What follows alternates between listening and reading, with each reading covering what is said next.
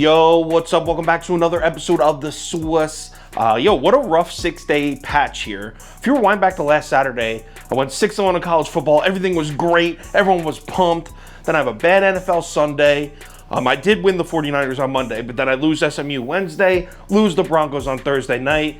God damn it. But we need to put this little stretch behind us because we got a loaded college football Saturday here, and I'm starting with the River Showdown. Texas, Oklahoma, let's go. Welcome to The Sauce.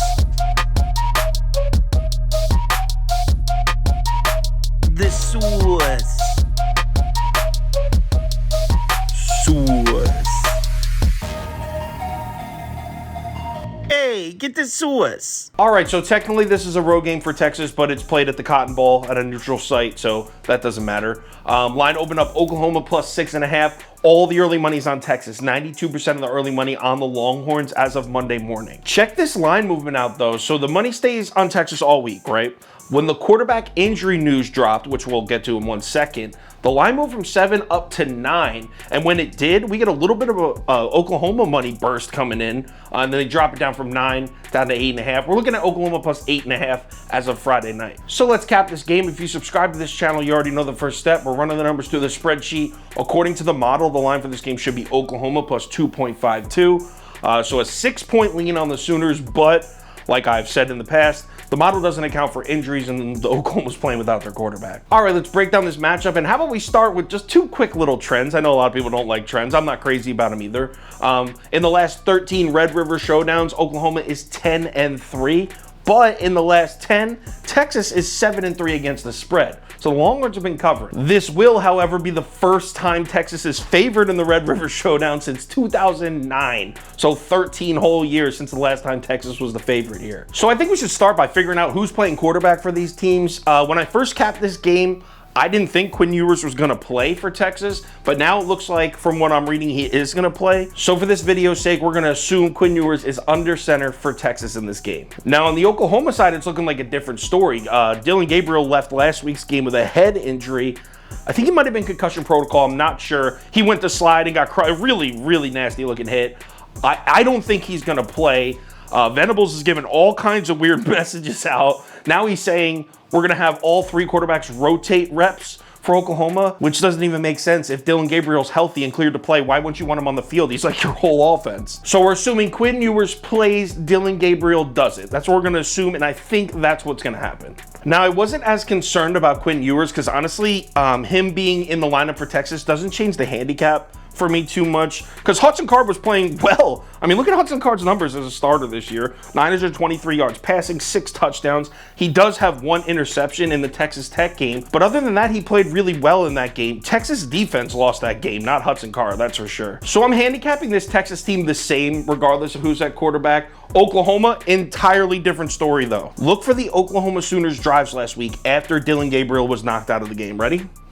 Punt, punt, punt, punt, turnover on downs, touchdown, punt. 45 plays, just 144 yards of offense, just 3.2 yards per play last week without Dillon Gabriel. That is not good. How can we honestly trust this Oklahoma offense to keep up with this high-powered, explosive, star-studded Texas offense without their guy, without Dillon Gabriel at center? I don't know if I can trust it. Oh, and by the way, it's not like Oklahoma's defense is playing well either. Look at the last 2 games.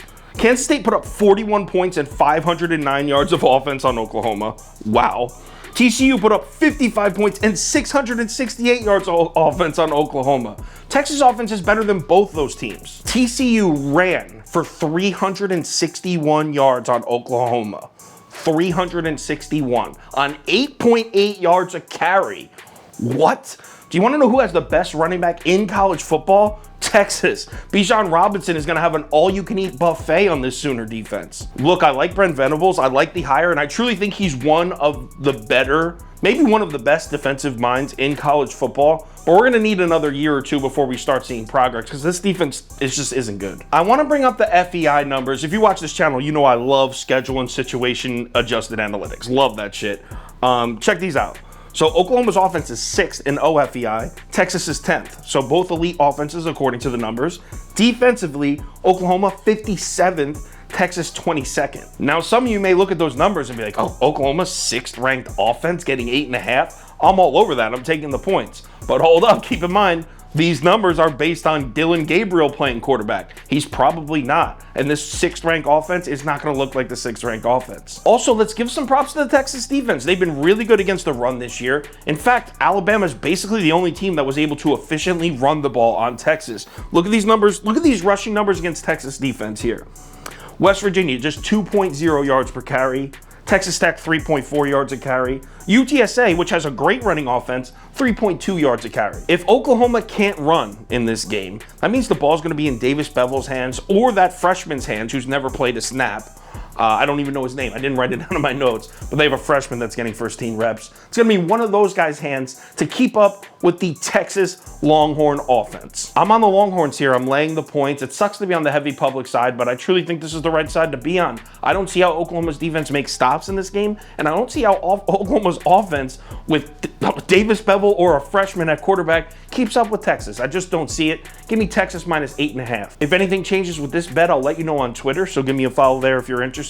Also, if you want the final tickets that I do for the Saturdays and Sundays, which is bet of the day, top 7 bets, underdogs of the day, parlays of the day, that kind of stuff, head over to KyleKirms.com or download the Sauce Network app. College football Saturday, and we need a good day, man. The last 6 days, well, Monday was good. So 5 of the last 6 days were not good. Let's have a good, solid college football Saturday. A lot of value on the board.